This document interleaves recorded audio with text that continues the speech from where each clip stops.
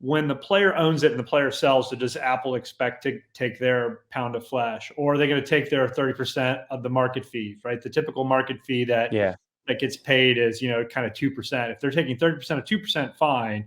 But if you can work that out in the model. Then the whole secondary economy breaks down and players don't get as much. The market doesn't get as much. The content creator, the collection creator, they don't get as much. Like, they're going to make it really, really hard, and therefore it would become untenable. But Apple has not sort of disclosed their plan there.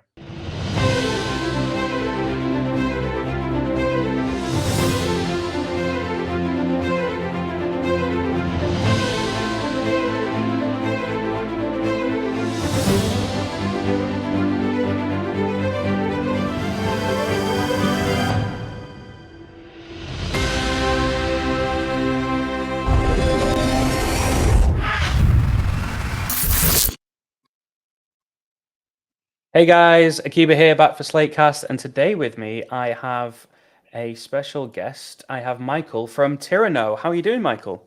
I'm well, Liam. Thank you for having me. I'm honored to be here. Oh, thanks for coming on. So, Tyranno's a rebrand of Wax Studios, I believe. Yes. Just talk us through really sort of quickly how that kind of came to be about. It's really simple, actually. So I think a lot of people, when they saw Wax Studios, they assumed that we were exclusive and kind of bound to the Wax blockchain. We're not. We're a separate entity altogether. Our founders are the same for both, and so we share the name, or we shared the name. But when we would meet with other chains and other kind of branded IP and other marketplaces about kind of bringing our content to their world, they're like, "Well, I thought you were just Wax." And so there's a lot of kind of unknown or dismissiveness around kind of what we're all about. Like, no, we believe in very much a cross-chain world, mass adoption. We think we can drive that through content and kind of user kind of interfaces and tools. And so we thought, let's really separate ourselves, but yet we still love the Wax blockchain. We think it's the best blockchain in the world, especially if you're going to build any kind of games. So yeah, I've had a lot of fun with it. I'm not gonna lie. I've been involved personally playing about with Wax for a good while. Yeah, actually did my first ever NFT launch on that platform as well, with a company I was consulting with, and yeah, tons of fun, lots of great stuff on there, lots of great IP as well. Yeah, absolutely. I think that it's really funny when people understand what they can do and how quickly they can do it at what a low cost. They're like, I should have been doing this all the while. And we're like, yeah, you should have.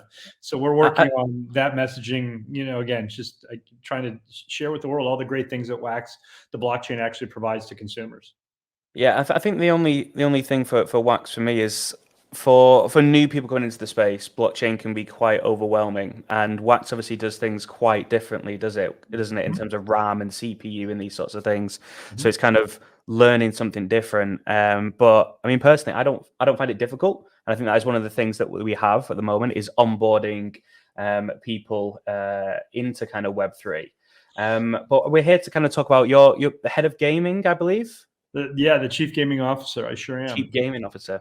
Yeah. So how's that feeling? I find it quite amazing that I've recently been speaking to Omar from PokerStarter Gaming and Louis from Xborg, and it was just fascinating. During my live stream for the Ethereum merge, Omar was talking about how sort of the gaming ecosystem in Web3 has evolved so much over the last, say, like 3 months. And you think of like traditional gaming, 3 months is no time at all. They've barely designed half a level in most games. So how do you kind of feel the last kind of 3 to 6 months has gone with Web3 gaming? It's really, it is super interesting in that, a year ago when kind of Axie really got a lot of headlines and grabbed a lot of attention, people looked at it as kind of a digital gold rush. And so everybody who had the ability to kind of code up a website and, write a smart contract built a game, and it really wasn't a game. Yep. And so there's a lot of fool's gold there. And what happened is when the market, kind of cratered, there's a ton of kind of course correction.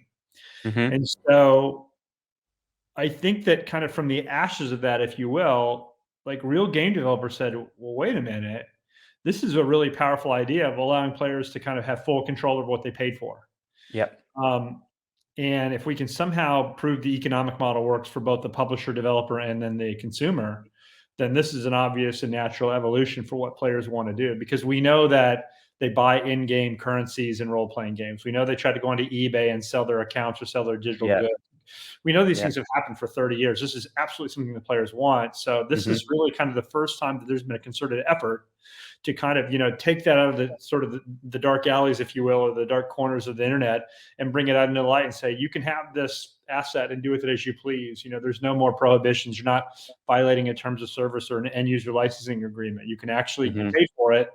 I mean, imagine buying something, from Whole Foods and like, yeah, we want that back now. It's like, well, wait a minute, I bought it. They're like, yeah, but we actually just licensed it to you to use.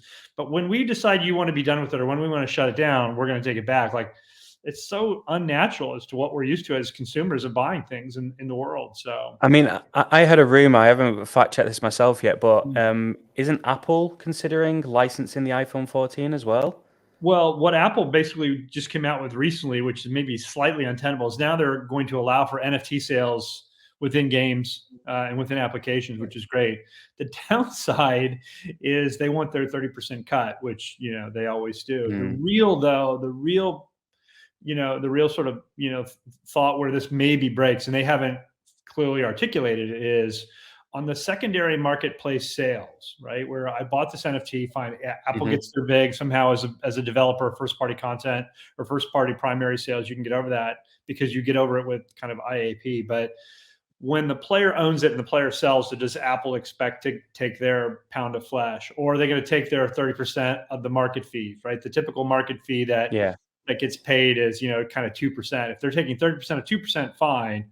But you can work that out in the model. Then the whole secondary economy breaks down and players don't get as much. The market doesn't get as much. The content creators or collection creator, they don't get as much. Like, they're going to make it really, really hard, and therefore it would become untenable. But Apple has not sort of disclosed their plan there. So I'm gonna use that as the segue into sort of the first official question I wanted to bring up, which is on the basis of that: is play to earn dead, and was it a necessary evil? If you consider it an evil, which I kind of do. Yes, I will say emphatically yes and yes. Was it a necessary evil? No, but am I glad it happened? I am. Like, I wanted the players and developers and publishers in the world to see, like, look, people want to do this, right? They want to have full control.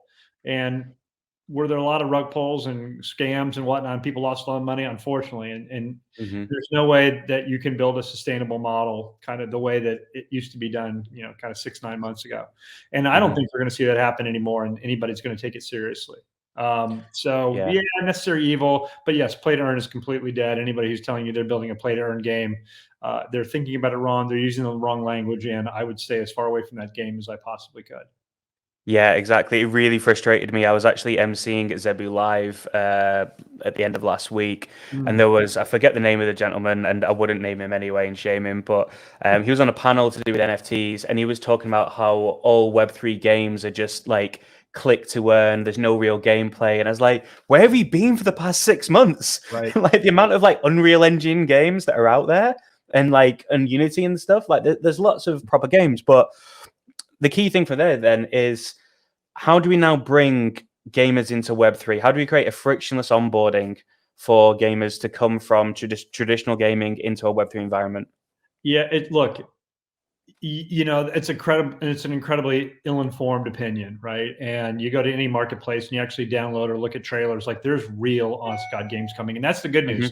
And that's what's so unbelievably exciting. It's great from the standpoint of, there's going to be a lot of trial and error, and that's okay. How do we get players to adopt, though? Like, it's really interesting. So the Walt Disney Company, years back, they did a big survey of kind of, all their kind of consumer kind of onboarding experiences. And the thing that they learned, which is really important, it's a lot of what the blockchain, the Wax Cloud wallet, and Wax Market built the way that they are, is that he was kind of head of, I think, consumer licensing at the Walt Disney Company. He said, look, consumers will opt into things where at the center of the experience is convenience in the face of security concerns, which is a very kind of Web3 mentality. Like, oh no, it's a scam. Everybody's gonna steal my stuff. And I own my keys. So what happens if somebody's like, There's tons of security concerns. We know those are real, right? Oh, this bridge is not secure, or like whatever. But people will opt into something, a consumer experience, if convenience is at the center of it. Yeah. And so with the Wax Cloud Wallet, we support, I think, at least 10 single sign-ons, OAuth, Discord ID, Facebook Connect, on and on and on. Like, it's simple. It's 2 clicks and I've got a wallet. I don't have to watch a YouTube video to open it. I don't have to go to a tutorial. I don't have to have, a CS degree. I just click Facebook Connect, which I've done a million other places, and all of a sudden there's my wallet. Oh, good. And what happens in my wallet? My NFTs go in there. I can see them. I can it's just very, very kind of Web 2 in its construct. So that's what we have to do, is we have to continue to lean in on convenience and lean in on kind of frictionless things. And I'll put a finer point on all this, is that if you look back, this is maybe going to seem like a little bit of a non sequitur, but give me a little bit of license here. If you look back at the search engines of kind of the mid to late 90s, right? There was Lycos and Jeeves and GoTo.com, and Google was obviously in there as well, and AltaVista, and on and on and on. And to find the thing that you wanted, like, you would have to type out like 17 different things, right? And you had to hit the right parameters, and then eventually, hopefully, what populated kind of that first page of results was what you were looking for. Now you can just go in very generically and say, live concert, Glastonbury 2013 Karma Police live, and then you can see it, right? And you can see 18 different versions of it, and it's true. Like, the convenience of like, oh, I just show up, I do a couple of things, and everything works. Like, that's where we really need to get to as an industry. Like, I want to show up, and I want my stuff to work. I don't care what wallet I have. I don't care what chain it was minted on. I don't care what utility lives on. Like, I want to show up into the world of Web3. And I don't care what's happening behind the technological curtain. I just want my stuff to work, because I'm not very smart. I don't have the time to watch tutorial videos. I just want to go in. I want to transact, or I want to play, or I want to, I want to sell. I want to trade. I want to craft. I want to do whatever I want to do. I don't want to be blocked by, well, what wallet is it? What's the protocol? What's the NFT standard? People don't want that. So as soon as you remove that from the equation and you remove that friction, I think, it's smooth sailing. So you're very much a proponent of the kind of the Web 2.5 move for gaming then? Because obviously there'll be a lot of people watching, listening, that are suggesting that, oh, well, if you're logging in with Google, that's not permissionless, that's not decentralized. Yeah, but I'm kind of with you for like, there's stepping stones, isn't there? Not everyone's going to want a non-custodial wallet that they have to, like, a multi-sig with 3 different keys so that they can protect it and back it up and all that sort of thing. Here's the very little secret that nobody in Web3 really wants to talk about, is that people actually don't want decentralization. The purists will tell you that they do, until all their stuff gets stolen. And then the first thing they do is they contact somebody in the blockchain and say, I need you to go shut down my wallet, get my stuff back, and give it to me, because I just had N number of dollars stolen from me. Like, it's like, well, wait a minute, we're not a bank, we're not your credit card company. I know somebody ran up your bill and you want all these charges canceled and your money refunded. Like, that's the natural instinct, right? Like, we get that. Well, what happened? Well, I clicked on a suspicious link, and I somehow kind of signed everything over to them, and they locked me out and put all my stuff on the marketplace. Right? That's open and permissionless and decentralized. But I don't like that. They stole my stuff, and you're the central authority. No, we're not a central authority. We are. We're just people who oversee a distributed ledger. Well, I don't like that. Get my stuff back from me. Like, it's this very kind of, passionate kind of conversation. Like, on the one hand, they say, I want open and permissionless. And then the rest of the purists on the side is like, well, you clicked a suspicious link, you should know better. That's true. But if you really want broad adoption, you do have to save people from themselves, right? And even if you look at DAOs, right, like decentralized autonomous, operate, like even those are ultimately centralized. And you want them to be. Like, you don't want a completely distributed power structure where everybody has the exact same vote. And I'll leave this comment with that. There's a guy named Ray Dalio, who's a very, very successful kind of investor.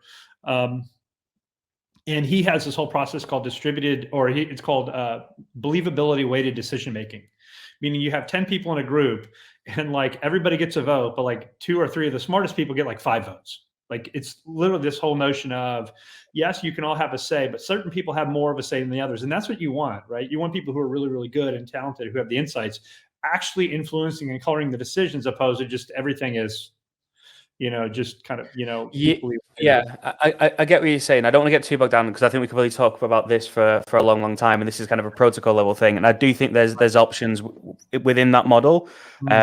There is options around delegating votes within sort of DAOs for those sorts of things, which I think is interesting. So rather than one person getting more votes, you can argue that other people could delegate votes to them if they deem them to be like right. Of course, there's a lot of ways in that cat. Right. Exactly. Yeah, exactly.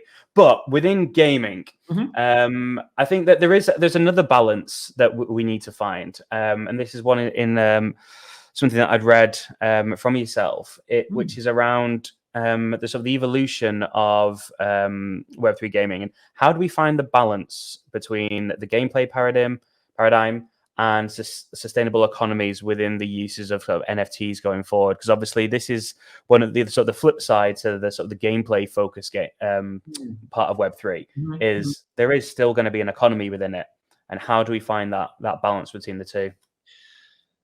You know, I believe that, you know, and maybe this is a little bit of a hot take, or it's maybe a little bit of an evocative statement. I actually don't believe that players will ever profit from making games consistently.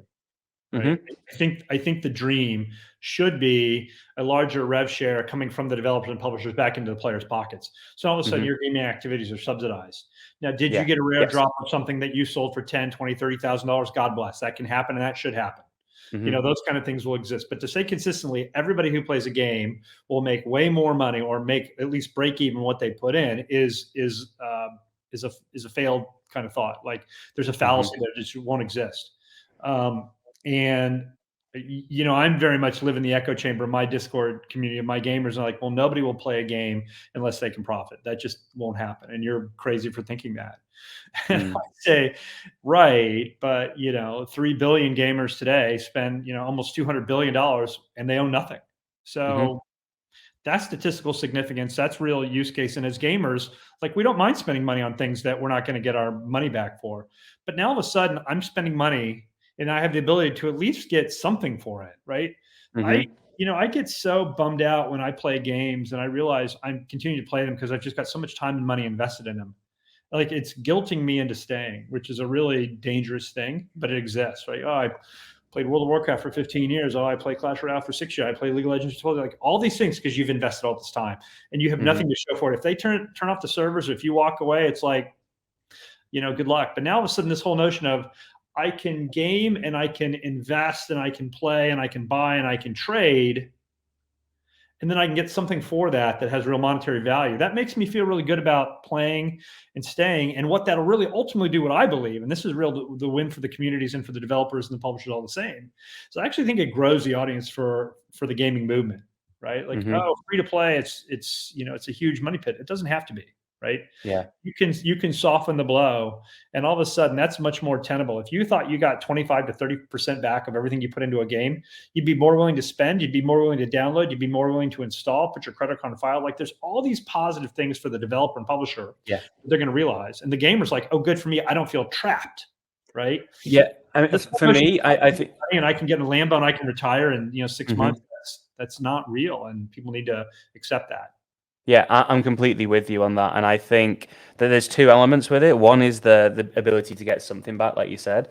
And also, I think it's an amazing opportunity for developers to have an extra tool in balancing their games between casual gamers and streamers. Because that's one of the hardest things. How do you get the end game to work for casual gamers and for people that are promoting the games, which is hardcore gamers playing all day, every day, a lot of which are streaming it. People watch those games and then they play themselves. And if the balance isn't right, it doesn't work. Whereas, say, you do sort of really rare NFT drops for like very, very difficult dungeons, or like world's first dungeons and all these sorts of things. Yeah. Like, if there's a $10,000 NFT, but you only get it for being the first person to finish a raid in the world, there's value there. That can work.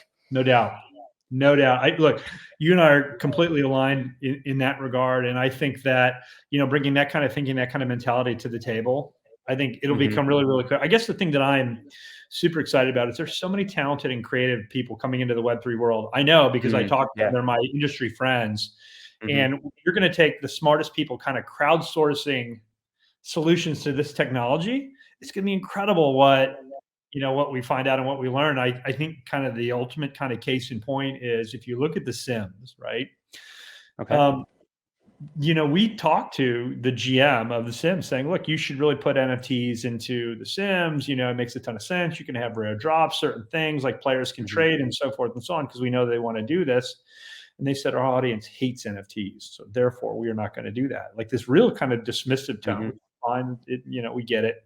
About 2 or 3 weeks ago, Will Wright, the creator of The Sims and just a prince of a guy, came out and said, I'm going to build an NFT experience. Now, he didn't call it a game, but yeah, sort of the tied to your memories and all these things that you do. And he even referenced, ironically enough, The Sims. He said for the last kind of 5-6 years, he said, we saw websites go up where players were pirating content and trading things amongst each, like the behaviors existed because the players didn't want to be blocked by the publisher or developer in that scenario. And he said it and he realized and he saw it. So what is he doing? He's obviously no longer affiliated with The Sims. EA bought Maxis many years ago, and he's gone on to do many things since then. But one of the first things he's doing of high profile is like, I'm going to build an NFT experience, like the ultimate Sims guy who sees that world and is so bright and so clever and so talented. He's now applying his intellect to this technology. Like there's a lot of Will Wrights coming in. And that experience is going to be, it maybe not delivered by us, although I think we are onto something with the products that we have. But there's a lot of really, really good people interrogating this issue. So I can't wait to see kind of what the next, kind of 6 to 18 months holds for the space. Haha. My next question: where is Web3 gaming heading over the next 12 months? It's like we have a mind meld, you and I do.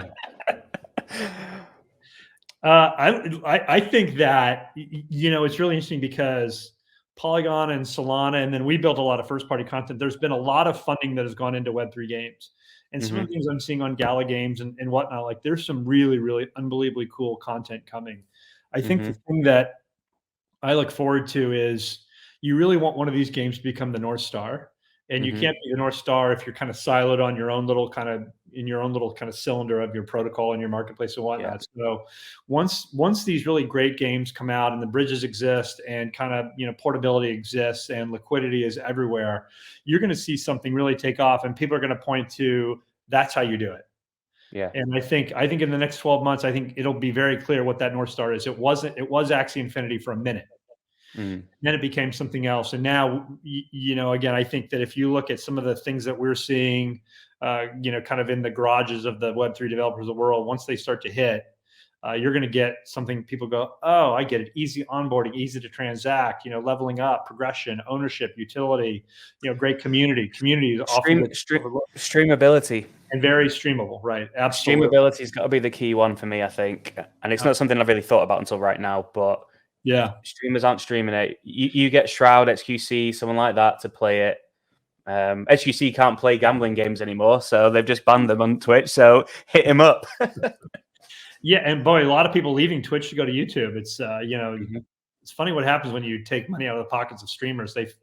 They say you're just a technology platform. You don't have any IP that's so proprietary that I can't do this somewhere else. Well, Dr. Disrespect showed that, didn't he? Because he's still doing well on YouTube. So everyone thought he was dead. On YouTube, right.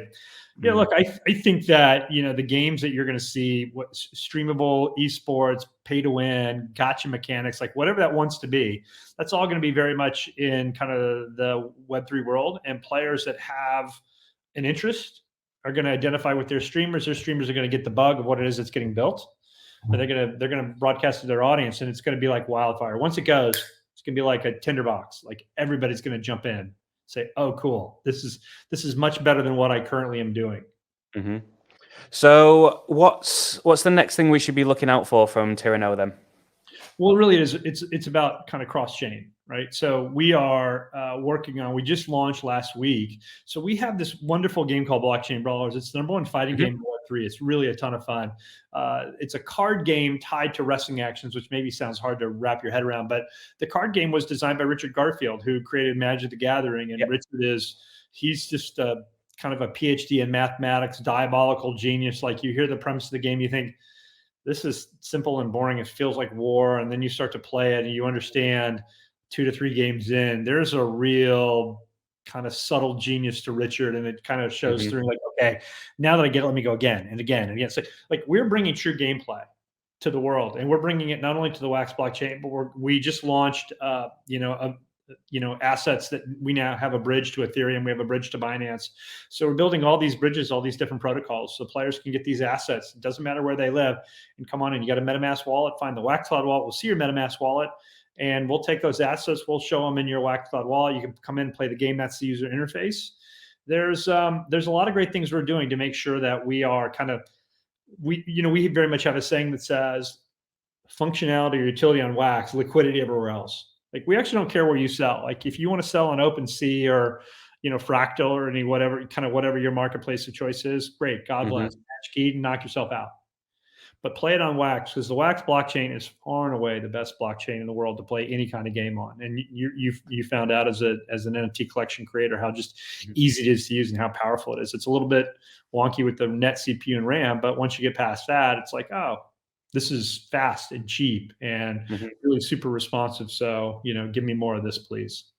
Yeah, I was amazed how cheap it was to mint like an entire collection with drops and stuff. It was fascinating. Okay, well, Michael, thank you very much for joining us. It's been an absolute pleasure.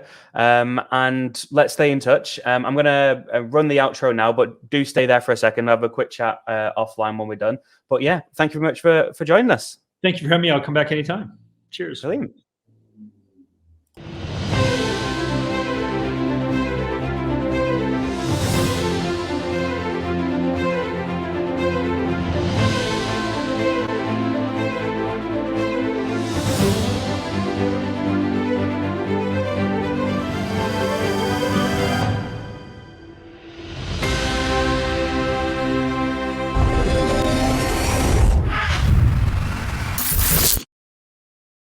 Okay, guys, that's the end of the video. Thanks for watching to the end. It really means a lot. If you're interested in watching more content like this, subscribe to the channel. It doesn't cost a penny. If you could like the video, it really helps it get out there in terms of the algorithm. I know everyone says that, but it is true, unfortunately. And leave comments below about sort of what content you'd like to see next, who else you'd like us to interview. We've got a massive Rolodex of people. We're trying to find really interesting projects and getting a different angle for you guys to get some insight into the industry. You can follow us on Twitter, so at CryptoSlate, or myself, I'm Akiba Blade. And obviously the website where the majority of our content is CryptoSlate.com. So go there now. We have a membership, which is called Edge, where you can get insights, data, exclusive articles, some really great stuff. And there is some cool stuff coming up with Edge for Edge members in the not too distant future. So check it out. And until next time,